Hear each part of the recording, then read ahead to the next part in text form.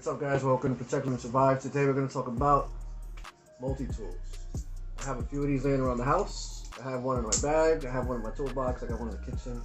They're everywhere. But if you have these will save your life. You have some snare wire you need to tie up, or you need to make an improvised fishing hook. We're going to teach you that right now. Okay, guys, so when you get your fishing hook, you want to cut here diagonally. You want to cut here to get rid of the hit, and you want to cut here to get rid of this piece that you have a fishing hook, right? Well, this way, sorry. Diagonally, right? Cut, cut. Okay, so check it out. This is what it looks like from your point of view, right? You're gonna use the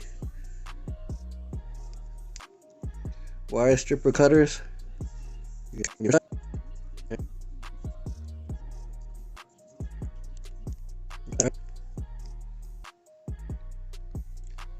Cut here. You want to cut here, right? You want to keep cutting. Watch. Okay. Get rid of that. And get rid of this.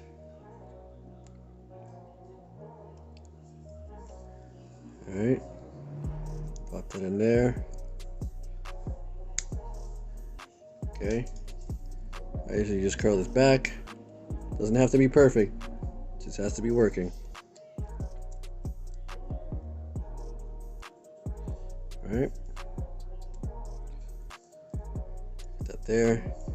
Take this, bend it in half. Curl it in. Alright.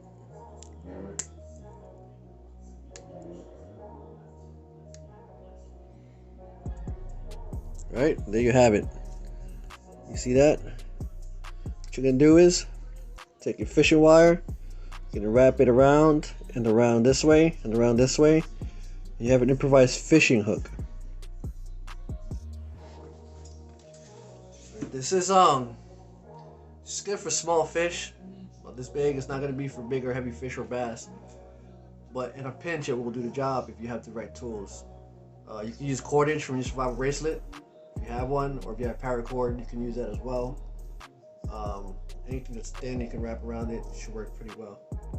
Alright, welcome to Protect and Survive.